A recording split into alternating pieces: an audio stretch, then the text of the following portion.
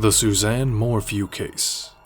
In a case that has captivated the nation, the disappearance and tragic discovery of Suzanne Morphew, a Colorado mother, has left a trail of mysteries, suspicion, and unanswered questions. As the investigation unfolds, it reveals a web of secrets, deleted text messages, and a tumultuous marriage, all pointing to one man, her husband, Barry Morphew. Join us as we delve into the intriguing and perplexing story of the Suzanne Morphew case, a tale of love, betrayal, and the relentless pursuit of justice. According to the Colorado Bureau of Investigation, more than 3 years after she was last seen on May 10, 2020, the remains of missing Colorado mother Suzanne Morphew have been discovered. The bones were discovered during a search, according to the authorities, on September 22, 2023. On September 27th, the El Paso County coroner made a definite identification of the remains of those of Morphew of Chaffee County. On April 19, 2020, the DA requested that the charges against Barry Morphew be dismissed without prejudice, allowing the prosecution to refile charges in the future. This was just 9 days before Barry Morphew was scheduled to face trial for the murder of his wife, Suzanne Morphew.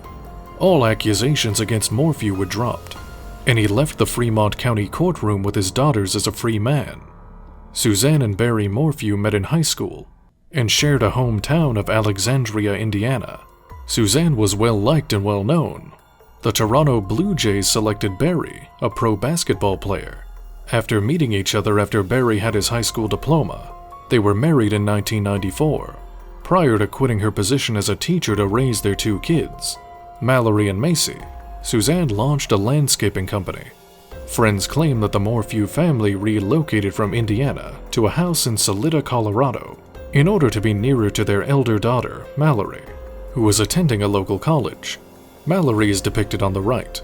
However, there was also suspicions that the relocation was an effort to give Suzanne and Barry's problematic marriage a new start.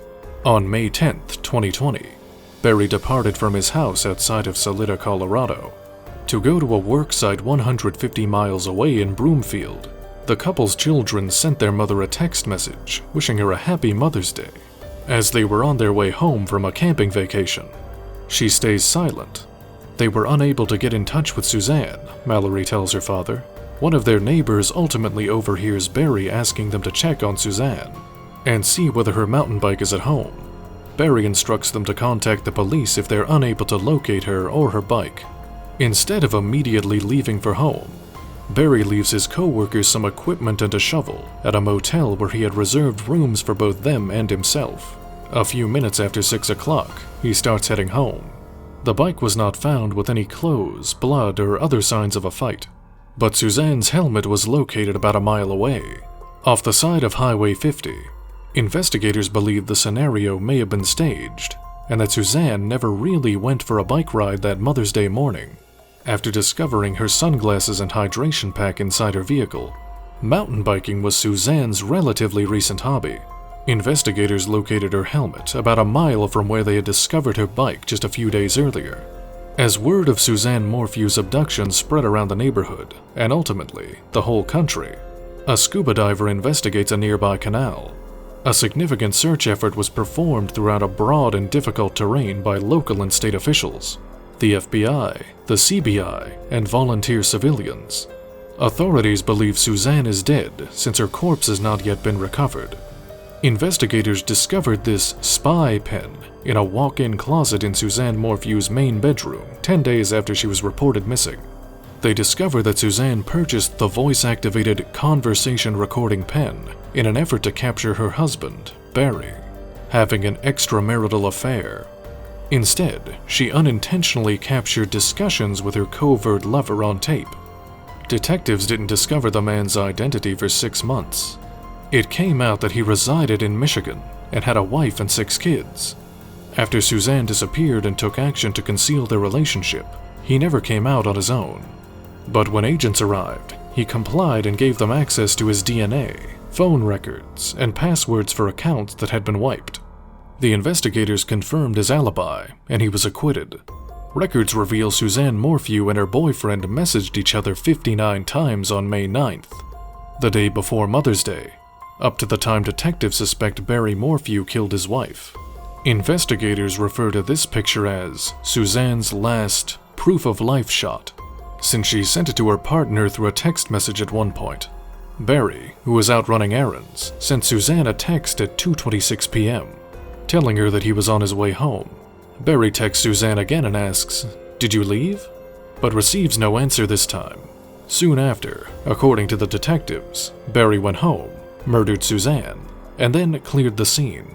But why would Barry murder Suzanne if he was unaware of her relationship? Investigators discovered a deleted text message from Suzanne only days before on Barry's phone. This text might have some information. "I'm through. I have no interest in what you're doing and never have. We need to resolve this politely." Barry Morphew was shown a picture of the broken door frame by the investigators, who said that the previous owners claimed it wasn't there before they sold the property to the Morphews. Barry was questioned as to whether it was due to a dispute or his being locked out. The door may have been damaged by Barry when he attempted to approach Suzanne after shooting her with a tranquilizer pistol. According to investigators, Barry Morphew's phone has been pinging throughout the home on May 9th. According to cell phone statistics, Barry claimed investigators he was scurrying about the property shooting chipmunks, which Barry claims were a frequent annoyance when questioned about the strange phone behavior. Investigators, however, think Barry may have been pursuing Suzanne around the home with the tranquilizer pistol after killing her. Some of the ping locations from Barry's mobile phone are visible on the satellite picture of the Morphew residence. Authorities claim Barry Morphew told them that he went to bed on May 9th at approximately 8 o'clock. But the vehicle's computer reveals that around 9:30 that night, the truck was placed in reverse and backed up towards the home. It's a key piece of evidence, the prosecution claims. Though they were unable to locate a functioning tranquilizer gun or tranquilizer chemicals in the couple's home, they believe that when Barry Morphew arrived home that afternoon on May 9th, he went into the garage, removed the cap from a syringe used to load a tranquilizer dart, injected the dart with a chemical, and then shot Suzanne.